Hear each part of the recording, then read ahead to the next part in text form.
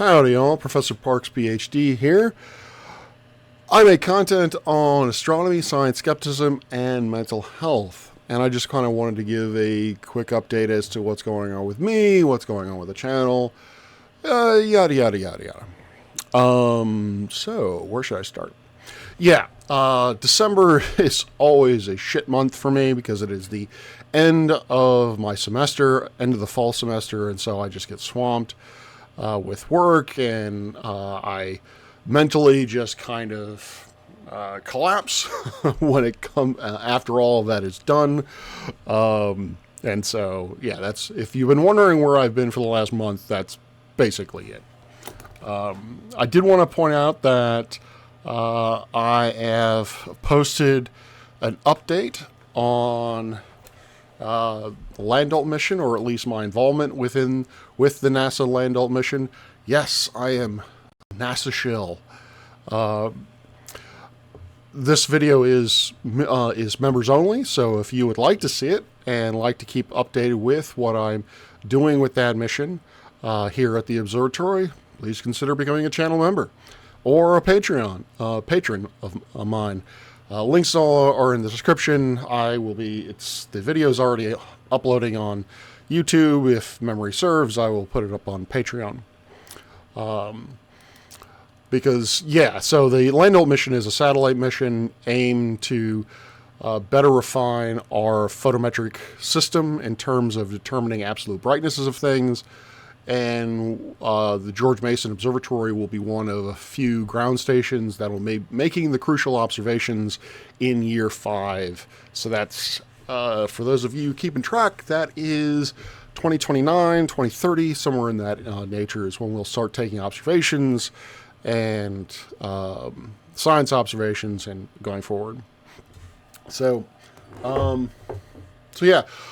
Special thanks to Creaky Blinder. I've been meaning to do this for a while, but he posted a video on actually Lucky Haskins, who was talking about me, and I really need to hire Creaky as my hype man because he did a wonderful job at it. And so he increased my sub count by, I think, 10%, which, yeah, is very significant to me. So thank you again, Creaky. I love you, and tidy. And so, yeah, I will be getting back into making videos on basically science skepticism, but my focus is actually going to be on the other YouTube channel that I am nominally in charge of, which is the George Mason Observatory channel. And what I plan on doing there is making 15-minute videos that are no more than 15 minutes long, centering on some very specific astrophysical concept. For instance, the first video I will be making, because it seems relevant, is a video on Kepler's laws. And just simply describing them, they will be edited, they will have graphics, and they will hopefully be as well produced as I can possibly make them. So that's really going to be my focus, is more of the science education aspect of things. And so I will be creating those videos, hopefully on a weekly basis, posting them over to the GMU Observatory page, and then also reposting them on mine. I will not be going by Professor Parks PhD. I will be referring to myself as Dr. Rob Parks, Operations Director, George Mason Observatory. But I do want to do live streams every Sundays, Science Skeptic Sunday. Want to keep up with that. I want to review effectively models of either models of alternative models of the solar system, or just blatant misinformation in terms of, say, Kepler's laws, which is a beautiful synthesis between empirical observations, or rather an empirical analysis that was then determined from first principles. Where I'm going with this is that Kepler, in formulating his laws, postulated that there must have been or must be a central force acting upon Mars and other planets within the solar system that was directed towards the sun. And that central force basically resulted in elliptical orbits, say equal areas and equal times, all that kind of good stuff. And then that was later shown to be true using Newton's. Well, Newton showed that to be true using his law of gravitation. It's a beautiful blend of how observation and theory come together in a scientific field. And recently, Whitsitt specifically has been doing his best job at discrediting Kepler and his achievements, and so I want to address that as well. I probably won't be doing, well, I will not be doing what I did with the last Middle Ground. I will be watching his Middle Ground series and then recording or doing a live stream where I just give you my thoughts. I might play snippets of it, but I'm not going to play it and then have commentary as I go through it. It takes forever, and yeah, I don't think, from an educational standpoint, it's not very effective. And really, that's where I want to go with this. Is, I will leave the debunking and all that to people who are better suited to it. What I want to do is I want to address any kind of misinformation or incorrect information that there happens to be on astronomical subject matter. When it comes to the shape of the Earth, all I can tell you is we have photos. I mean, there's an abundance of evidence about the shape of the Earth. If you disagree with that, I don't know what to tell you. I would also like to have conversations with people who do not believe we have a lot of evidence for the shape of the Earth, and to try to understand why it is you don't think we do. Besides people like Toon, people like PhD Tony, who have provided ample amounts of evidence to this question, why it is that this evidence isn't sufficient, or why it is you believe them to be wrong in presenting this evidence. I can tell you, or I can provide evidence in support of a heliocentric solar system. I hate to say heliocentric universe because that's just not. That's not how when we teach astronomy, when we get into astronomy, when we don't think of the solar system as being tied to cosmology. So calling it a heliocentric universe just doesn't make any sense to me. The sun is the center of the approximate center of the solar system. It was effectively what was formed first within our solar system. The planets came later. Yeah, so I will present any evidence that I can, or that is asked for, in terms of that we live in the universe that we do live in now. I will be as honest as I have always been with it. I have expressed my skepticism on dark matter and dark energy in terms of the directions that academia has, that the astronomical, cosmological community is going. I do not deny the evidence for either in any way. I want to be very clear about that. But I am becoming more and more convinced that perhaps our understanding of gravity on large spatial scales or early time frames is just wrong. We are, as they went from classical mechanics to relativity, we, I think, are now coming to that age where perhaps a better understanding of gravity is needed and will hopefully be upon us within my lifespan. I could be very wrong about that. Dark matter may in fact be some sort of exotic particle that we have yet to find. But this is my rambling attempt to say that I don't always toe the party line, that I am skeptical of certain directions that astronomy and cosmology are going, and I will share those opinions whenever it is appropriate. I think a lot about what's going on with the exoplanet science, or stories coming out of exoplanets, is a bit premature. You know, when they start talking about diamond planets, I start whinging a little, or just like, really, diamond planets? I think that's a little too whiz bang. I mean, yes, it's possible, given the data that we have, that these planets have carbon that is under high pressure, and so there may be diamonds on it, but to call it a diamond planet, Anyway, so I do plan on keeping my toe in the science skepticism realm, again, mainly through live streams. Yeah, so that's basically it on my end. I just have a lot of work to do, but I'm trying to, at this point in my life, I'm trying to focus on what is most important. I've recently had a health scare, so not quite a come to Jesus moment, but I really do want to start focusing in on that which is very important to me, and putting in the work to make sure that it gets done before, I can't anymore. So that's somewhat morbid. Anyway, I'm fine. Please don't read too much into that. Just kind of want to tell you where my head's at. All right, I think I'm done with this.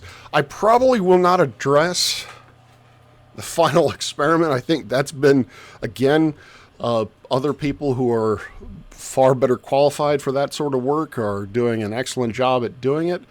I made a short that basically said that I don't believe that it's really going to change things.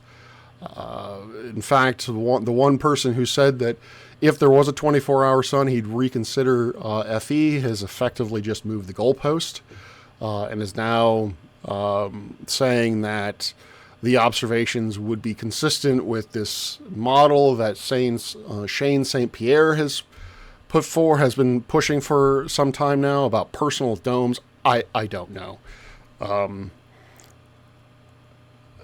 As I said in the short, I don't think that the people who are heavily into flat Earth are really going to be moved by this experiment, or this demonstration of the 24-hour sun. I wanted to contribute some sun images to the. Sorry, heard a bump. To the analysis to basically show that the images of the sun that were taken down there were in fact the same images of the sun taken elsewhere. But unfortunately, weather here has been basically shit. So I have not been able to take any observations for the last 2 weeks. I checked. The last observation of the sun I have is from December 14th. I took one today. Speaking of which, that experiment is still ongoing. I still am taking observations, not as regularly as I would like, because of life. But that is something also I'm going to start prioritizing, is that taking, when it is clear, taking a observation of the sun, because if you are not aware, I am started in late May. I am using this little guy, Seastar S50. Cannot recommend any better words. Hard, brain, no good. This is an excellent scope. I cannot recommend it enough. Its price point's around $500. It's one of these smart telescopes where it runs off of an app. It's very easy to learn how to use. You don't need an extensive knowledge of the sky, and you can get very good just off the shelf, as it were, images of nebulae, galaxies, that sort of thing. It's not great for planets, but you can get images of the sun, you can get images of the moon, and the things that come right off of it, the raw images, as it were, are awesome. And if you have any sort of photo editing chops, you can make them pretty phenomenal. I've seen some of the images that people have edited off the images I've taken are just really astounding for a telescope of that price point. It again, I can't highly recommend it enough. Anyway, I'm using that to which I actually I was assisted in purchasing that by one of my channel supporters. Thank you, Judy. And so this experiment, as it were, I want to take observations of the sun over the course of a year. And what I'm hoping to be able to demonstrate is, at the very least, that the angular size of the sun varies over that year as it should. And so basically the angular size of the sun changes due to the fact that our orbit is slightly eccentric. The distance change is around 3%. And so the angular size of the sun changes on the order of, I think, 20 arc seconds or somewhere in that nature. I've already shown that I can, that it is well outside, or that is far larger than the errors that I can obtain. So I'm hoping at the very least to be able to show the angular size as a function of year is in line with prediction with our current understanding of the solar system. Will that be, a nail in the coffin, solid evidence of heliocentrism as opposed to geocentrism? If you are really into relational mechanics, no, it's not going to be. But what it will do is that it will force those folks to abandon, hopefully. It will be, well, let me put it this way. It will be direct evidence to state that whatever is orbiting whatever, that orbit is not a circle. Because if it was circular, then you would not expect to see this sort of change. Because the other thing that I'm hoping to be able to do is to be able to actually compute the orbital parameters of the Earth based on this, to demonstrate that the orbit is in fact elliptical as opposed to a circle where the sun or Earth, depending on how you want to look at it, is displaced off to one side. So as old geocentrists have tried in the past. So that's ultimately what I'm trying to do. I'm still gathering data on it. One of the things that has been kind of holding me back in that is that the current way that I'm collecting the data from the images is tedious, and basically it's by hand. I don't like that because effectively it's by eye.